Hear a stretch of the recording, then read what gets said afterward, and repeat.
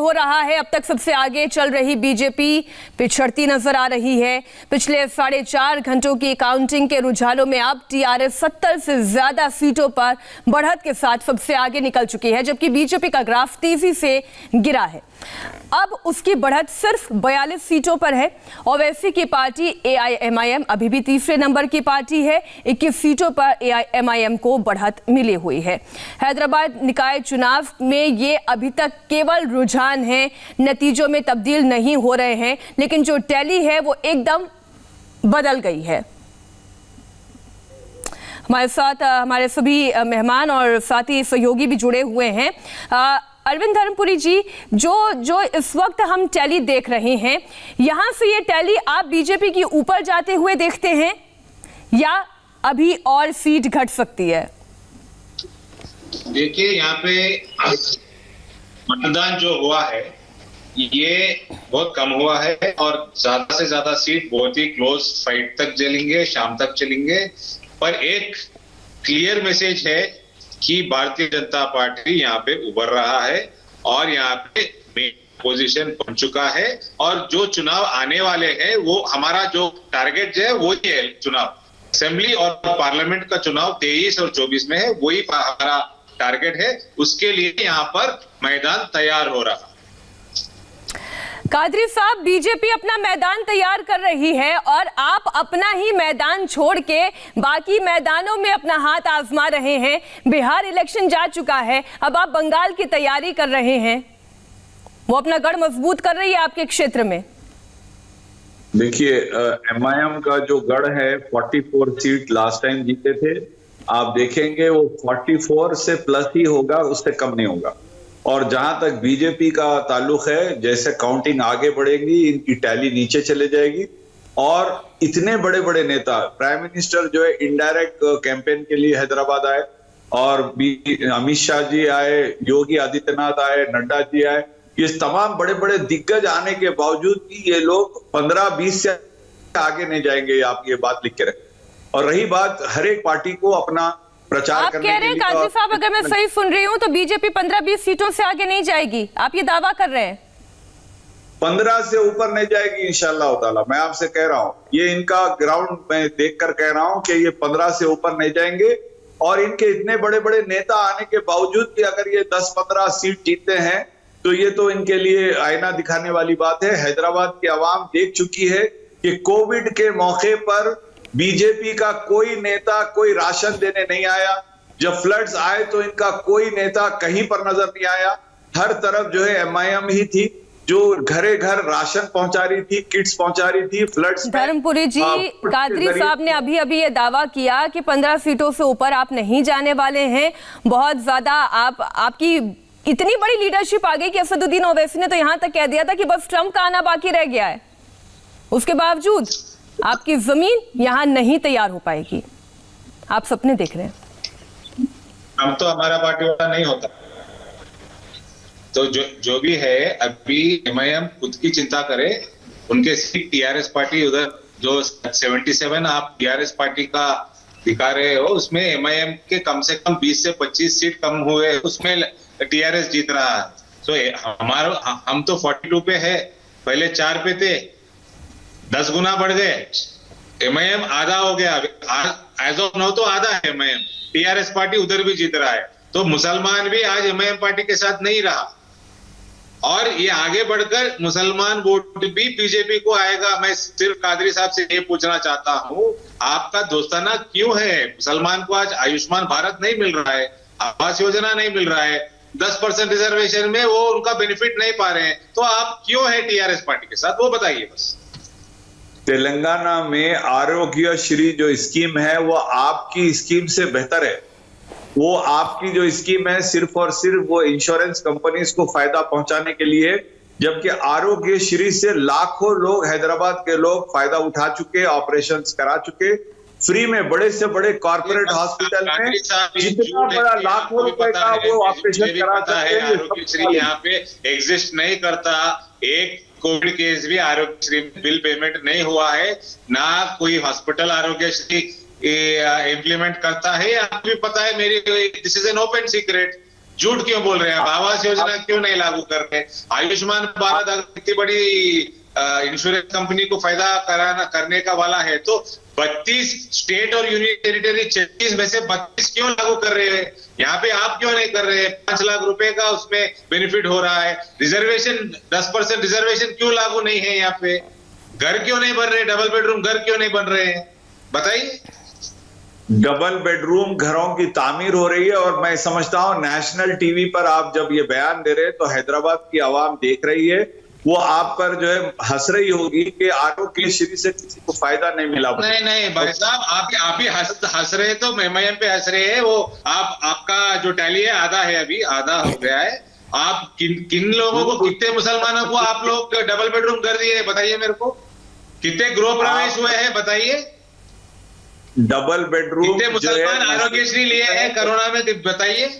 जवाब। रिजर्वेशन क्यों नहीं है बताइए? लोगों के सामने बाज़ाब्ता घर बन रहे, महलों में घर बन रहे, लोग देख रहे हैं उसको। जब उसको डिस्पैच होगा तो सबको मिलेगा। हमें पूरी तवक्को है, हम टीआरएस गवर्नमेंट से नहीं देगी तो लड़के लेंगे, हम अपना हक लेके रहेंगे। ऐसे नहीं कि छोड़ देंगे। लड़ेंगे जब टीआरएस सरकार से उतर जाएंगी तब लड़ेंगे क्या आप? 7 साल हो गए। 7 साल हो गए। आप देखेंगे, हम अपना हक लड़के लेते हैं, हमेशा लेंगे इंशाअल्लाह ताला। और रही बात, आप मुझे ये बताइए, आपको मैं ऑल द बेस्ट कहता हूं। आप ये बताइए, तो एक बात बताइए कादरी जी, आप अपना हक कह रहे हैं कि आप लड़कर लेंगे और आप कह रहे हैं कि आप डेवलपमेंटल पॉलिटिक्स में विश्वास रखते हैं, तो फिर आप ज्यादा सीटों पर चुनाव क्यों नहीं लड़ते? क्यों एक तय सीमित दायरे में आप अपने आप को बांधे हुए हैं? फिर बड़ा खेल खेलिए ना, बड़ा मैच खेलिए। देखिए, आपको मालूम होना चाहिए, हिस्ट्री मालूम होना चाहिए कि पहले जो हैदराबाद म्युनिसिपल कॉर्पोरेशन था वहां पर हमेशा एमआईएम का मेयर रहता था। लेकिन ये तमाम नेशनल पार्टीज ने साजिश करके दूसरे एरियाज को मिलाकर जीएचएमसी बनाया ताकि एमआईएम का मेयर ना बने, एमआईएम की जो है गिरफ्त कमजोर हो जाए। ठीक है, हम समझते हैं हमारा जो एरिया ऑफ इन्फ्लुएंस है उसमें हम लड़ रहे हैं और हमारी जो टैली है 44 सीट की वो इंशाल्लाह बरकरार रहेगी, बल्कि उसमें इजाफा होगा। और बीजेपी का ये इलेक्शन मुंगेरी लाल के सुनहरी सपने टूटने वाले हैं। और सवाल ये है कि फ्लड्स के वक्त में सेंट्रल गवर्नमेंट पैसा क्यों नहीं दी? इलेक्शन आएंगे जाएंगे, लेकिन ये क्वेश्चन बरकरार रहेगा हैदराबादी आवाम में कि क्यों आप 1 रुपया भी नहीं दिए फ्लड्स के लिए। ठीक है, ज्यादा समय नहीं है, एक 2 घंटे का इंतजार और करते हैं कि टैली कितनी बदलती है। धर्मपुरी जी 440 करोड़ दिए। 440। ठीक है धर्मपुरी जी, मैं लौटूंगी आपके पास। राघवन, आप कुछ पूछना चाह रहे थे, सवाल पूछें। जी, अरविंद से मेरा सवाल था। मीनाक्षी, ये क्योंकि अब जब आंकड़े इस तेजी से बदल रहे हैं और बीजेपी के खिलाफ जा रहे हैं, अरविंद जी जो आपके नेता थे, बड़े बड़े नेता यहाँ पर आए, उन्होंने चुनाव प्रचार किया और उसका पूरा माहौल हमने यहाँ पर ग्राउंड पर बनते हुए भी देखा।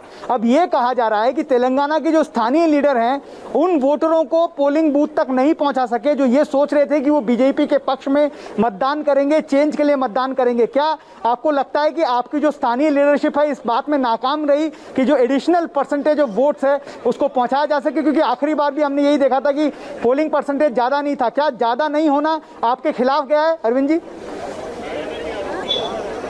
हो सकता है। देखिए, अभी पोलिंग परसेंटेज एक डिसअपॉइंटमेंट है, आई एग्री टू दैट। ये जो इलेक्शन जो मार्च में आने वाला था वो नवंबर में लाया गया है। अभी कोविड केसेस रहते हैं, ये भी बड़ा एक रीजन हो सकता है। तो ये सब बैठ के we have to analyse all the things, तो समय लगेगा। फिर भी अभी जो आंकड़ा है शाम तक चलेगा। बहुत सारे डिविजन्स में क्योंकि परसेंटेज वोटर टर्नआउट कम था तो बहुत ही क्लोज फाइट रहेंगे। तो शाम तक अपन वेट करते हैं, ये पेपर बैलेट है तो बिल्कुल शाम तक वेट करना चाहिए, तब जाके इस पे कमेंट करेंगे। अच्छा राघवन, एक चीज की जानकारी आप दीजिएगा कि ये जो टीआरएस के घटे हैं, एआईएमआईएम की सीट्स अभी रुझानों में घटी है, वो बीजेपी की तरफ गई है या फिर बीजेपी की ये अपनी बनाई हुई जमीन है जहां पर उसको बढ़त मिलनी थी? जी देखिए, ये अगर जी बिल्कुल मीनाक्षी, आपका सवाल समझ गया। अगर ओल्ड सिटी के पर्सपेक्टिव में हम देखें तो पहले से ही ये कहा जा रहा था कि यहाँ पर बीजेपी फाइट में नहीं है। खुद जो तेलंगाना के बीजेपी के नेता हैं वो भी ये कहते हैं कि ओल्ड सिटी में हम फाइट में नहीं है। यहाँ पर जो फाइट थी वो डायरेक्ट एमआईएम और टीआरएस के बीच में ही थी और पहले से ये साफ हो गया था कि इस बार एमआईएम और टीआरएस के बीच में दोस्ती नहीं है। तो ये देखना होगा, जब नतीजे सामने आएंगे तब ये पता चलेगा कि टीआरएस क्या वाकई में एमआईएम के वोट बैंक में सेंध लगा पाई है। हालांकि लगातार जैसे कादरी साहब भी कह रहे हैं कि 44 सीटें जरूर जीतने वाले हैं। मैं ये इसलिए आपसे पूछ रही हूँ, आप आगे कादरी साहब से भी पूछिएगा। मैं इसलिए पूछ रही हूँ क्योंकि हम पिछले कई देर काफी लंबे वक्त से देख रहे हैं, जब से काउंटिंग का दौर शुरू हुआ है, कि वो सीट जहां पर अकबरुद्दीन ओवैसी की असेंबली सीट है वहां से बीजेपी लीड ले रही है। तो ये संदेश क्या कहता है? आप कादरी साहब से भी फिर अपना सवाल पूछिएगा। जी बिल्कुल, जब पोस्टल जी बिल्कुल पोस्टल बैटल की जब गिनती हो रही थी मीनाक्षी, तब हमने देखा था कि 3 सीटों पर पहले बीजेपी आगे थी, फिर वो घटकर 2 हुई और अब शायद बीजेपी वहां पर एक बार फिर ट्रेल करती हुई हमें दिख रही है। चंद्रायन गुट्टा की लगभग तमाम सीटों पर एमआईएम अब वहां पर आगे बढ़ती हुई दिख रही है। कादरी साहब, आपने ये सोचकर ये कहा था कि मजलिस से, टीआरएस से हमारा कोई नाता नहीं है, वो हमारे दोस्त नहीं है, ताकि हिंदू वोट एक साथ नहीं हो जाए, ध्रुवीकरण नहीं हो जाए। लेकिन ऐसा लग रहा है अब तो टीआरएस आप ही के गढ़ में सेंध लगा रही है। एमआईएम को ही लगता है कई सारी सीटों पर शक दे देगी। खुद केसीआर ने ये कहा था कि हम कम से कम 20 सीटों पर एमआईएम को हरा देंगे। ये दोस्ती दुश्मनी में कैसे बदल गई कादरी साहब? नहीं, देखिए, हर पार्टी का अपना एक स्ट्रैटेजी होती है, वो अपने हिसाब से लड़े। एमआईएम अपने हिसाब से लड़ी, लेकिन मैं आपको इस बात का भरोसा दिलाता हूं कि एमआईएम की जो टैली है वो कम नहीं होगी। एमआईएम अपने 44 प्लस ही जाएगी, उससे कमी नहीं आएगी। रही बात जो है अकबरुद्दीन ओवैसी के एरिया का ताल्लुक है चंद्रायन गुट्टा, आप वहां ग्राउंड पे रिपोर्ट कर चुके हैं। ऐसी कॉन्स्टेंसी मैं समझता हूँ हिंदुस्तान भर में नहीं है जितना काम अकबरुद्दीन ओवैसी ने कोविड के मौके पे किया, फिर उसके बाद में ये फ्लड्स के टाइम पे किया। इतना लोगों तक पहुंचे, हर मजहब के लोगों को उन्होंने साथ लिया और उनकी मदद की। तो चंद्रायन गुट्टा तो क्लीन स्वीप होगा एमआईएम का, मैं आपको ये दावे के साथ कह सकता हूं। हर कोई वोट देता है। ठीक है सर। हमारे सहयोगी देवेंद्र पराशर भी जुड़े हुए हैं। देवेंद्र, अब मैं चेवेल्ला की तरफ अगर नजर दौड़ाती हूं तो वहां पे 12 में से 8 सीटों के रुझान आए हैं, जिसमें 8 पर ही टीआरएस आगे दिखाई दे रही है। जबकि आपको ध्यान होगा योगी आदित्यनाथ ने यहां पर बड़ी रैली की, वोट जुटाने की कोशिश हुई, वो तमाम भाषणों में बातें शामिल की गई जिससे लगा कि एक गुट जो है, एक समुदाय लामबंद हो सकता है, उसे कंसोलिडेट कर सकते हैं, लेकिन वो होता दिखाई नहीं दे रहा है। टीआरएस 8 सीटों पर आगे चल रही है। निश्चित तौर पे, और वो बीजेपी के लिहाज से आप झटका कह सकती हैं कि बीजेपी को जब योगी का रोड शो तय किया गया था तो बीजेपी ये मानकर चल रही थी कि उन इलाकों में पार्टी अच्छा प्रदर्शन करेगी। अगर योगी जाकर वहाँ प्रदर्शन रोड शो करते हैं तो जो मैसेजिंग जो योगी ने की थी बहुत हार्ड हिटिंग मैसेज था और पार्टी का ये अनुमान था कि वहाँ पर अच्छी सफलता हासिल होगी। लेकिन पिछले चुनाव की बात कर लें तो इस चुनाव में महज 1% का फर्क आया है वोटर्स की संख्या के लिहाज से। वहाँ पर निश्चित तौर पर बीजेपी के अपनी स्ट्रेटजी, बीजेपी का जो बूथ मैनेजमेंट है, उसके लिए आप कह सकते हैं एक बड़ा झटका, बड़ी चूक। ये बीजेपी के नेता भी मान रहे थे कि वो एक चीज़ इनकी कमी रह गई है कि कैसे वोटर्स ना निकले। पार्टी का ये आकलन है कि संभव है कि कोविड के चलते, क्योंकि आमतौर पर बीजेपी के जो वोटर्स हैं और हैदराबाद तो एकदम से शहरी इलाका है, तो वहाँ पर पढ़े लिखे लोग हैं और उन्होंने शायद परहेज कर लिया हो कोविड के चलते। तो ये सारी चीज़ें हैं जो कि आकलन की चीज़ें हैं। लेकिन बीजेपी का जो असली मकसद था वो ये था कि एक माहौल बनाया जाए अगले विधानसभा चुनाव के लिए, ताकि एक मोमेंटम हासिल हो और उस मोमेंटम के सहारे आगे बढ़ें। उस बात को लेकर बीजेपी के नेता संतुष्ट नजर आ रहे थे, अभी भी संतुष्ट नजर आ रहे हैं। इस बीच में जब मैंने कुछ बड़े नेताओं को एसएमएस किया कि अभी तक का जो रुझान आ रहा है उसको आप कैसे देख रहे हैं, तो उनका रिप्लाई आया था सेटिस्फैक्ट्री। तो जाहिर तौर पे बीजेपी माहौल बनाने का जो मकसद बता रही थी उसमें अभी तक कम से कम ठीक दिख रही है। अरविंद जी, जैसी अब बात देवेंद्र पराशर इसका विश्लेषण कर रहे हैं, उसके मुताबिक तो मुझे लगता है कि जब टॉप लीडरशिप हैप्पी है तो आप भी हैप्पी होंगे, खुश हैं? बिल्कुल खुश है जी। हम लोग जो हो रहा है, आप देखिए असेंबली चुनाव में 2018 में 105 लगभग 105 असेंबली सेगमेंट्स में डिपॉजिट में था। फिर लोकसभा में 4 लोकसभा क्षेत्र हमने जीते, फिर दुब्बाका जीते। आज हम अच्छी मुकाबला हैदराबाद में प्रदर्शन कर रहे हैं। तो आज शाम तक रुकते हैं, बहुत सारे डिवीजन बहुत क्लोज फाइट रहेगा। और जो चेवल्ले का बारे में बात कर रहे थे, उधर तो सबसे ज्यादा कम वोटिंग टर्नआउट था। तो लेट अस वेट, शाम तक वेट करते हैं। फिर 50-100 वोटों में भी बहुत सारे सीट जीत हार होगी तो शाम तक पता चलेगा। अभी तो हम बिल्कुल खुश है the way BJP is performing और उभर रहा है तेलंगाना क्षेत्र में, ये खुशी की बात है। ठीक है, एक छोटे से ब्रेक के लिए हम और रुकेंगे, हमारी चर्चा जारी रहेगी। अरविंद साहब भी हमारे साथ जुड़े हुए हैं और कादरी साहब भी हैं, चर्चा करेंगे। एक छोटे से ब्रेक के बाद हमारे सहयोगी भी बने रहेंगे।